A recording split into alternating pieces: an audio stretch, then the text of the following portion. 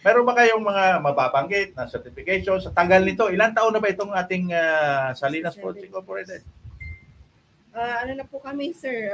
67 years. 67. Ibig sabihin, na operational na yung Salinas. Yes, hindi pa po kami Hindi pa kayo nag-i-exist. Meron na pong Salinas Foods Incorporated. Hindi pa kayo nasa isipan. Yes po. Ano ito? Mayroon ba kayong mga mababang certifications? Go ahead. Yes po. Sa ngayon, ang dala namin is meron kaming halal. Pakita mo, pakita. Halal. Yan, halal. Yeah. Yan, the best. Halal. Nakikinig yung ating mga kapatiran Muslim. Okay. And hindi lang namin nadala, pero meron kaming FDA approved. Okay. And then meron kaming mga GMP certifications. Very good, very good. Oh, nice naman. So, mabuti na pakita mo yung halal kasi sa aming mga Muslim, pag walang halal certification, hindi kami tumitikim. Dahil pinagbabawal talaga pag sinabing haram. Pag sinabing haram, pinagbabawal na ilagay sa aming katawan.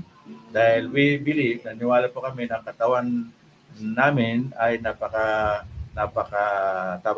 napakalinis.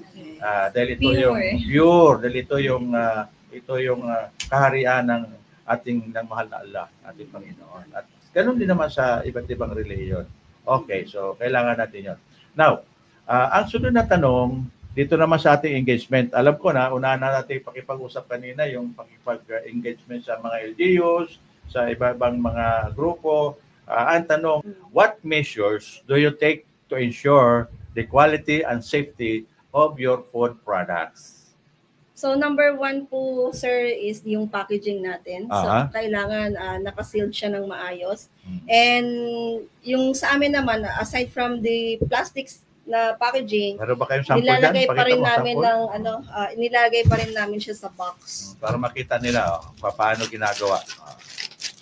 Yan. Yan, okay. So, this is one of our products po. Aside sa Fidel Iodized Soap, we also have the Asin Pinoy, which is, ito po ay ginagamit dito sa mga feeding programs sa LGU. At the same time, income generating project ng ating mga BNS and BHW. So ito, ganito po yung packaging namin. Yung hammer yata, kung hindi ako magkakamali, pag nagpapakulo ka ng karne, pag yan ang inilagay mo, madaling lumambot. Tama ba ako? Yes, tama po kayo, sir. So, pag gumamit po kayo ng Fidel Hammer Meat Tenderizing Soap, mas malilesen po yung time ng pagpapakulo nyo. For example po, nagpapakulo kayo, inaabot kayo ng 1.5 hour para lumambot yung pag nilagay na hammer, mas ma-reduce pa ang time. Abutin ka ng 45 minutes na lang to 1 hour. So, parang minahammer mo talaga. Yes, para yung malambot. Ngayon, yung patis, mayroon tayong dalawang klase, yung tinatawag na yung maliliit, yang ganyan premium, yan yung pang sausawan. Yes, okay, yung isa naman pwede pang timpla. Ito po, itong isang fish sauce natin is for cooking po, for gisa-gisa. Pag-gisa. Yes, for example, magigisa po tayo ng vegetables since yun po yung magandang i-serve natin sa family natin, sa mga anak natin na ipaulam.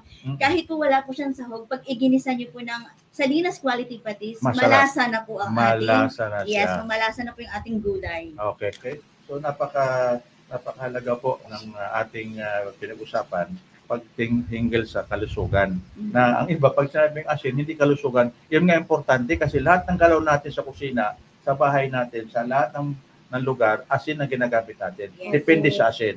Rachel? Yes. Depende sa asin kasi meron nga pong asin po na nakakalusot sa merkado, sir, na pang-industrial siya pero ginagrind po nila at yun po ay nakakalusot. So, para mas sigurado po tayo, yun nga po, lagi namin ina-advocate na buy local, yung sa atin, sariling atin, kasi tayo mismo dito sa Pilipinas ay maraming gumagawa po ng asin. So, isa na po kami doon na, yun nga po, yung advocacy namin na doon po tayo sa sigurado at malinis, no? Ganun na kalidad ng asin. Fidel Iodized Soap. Ito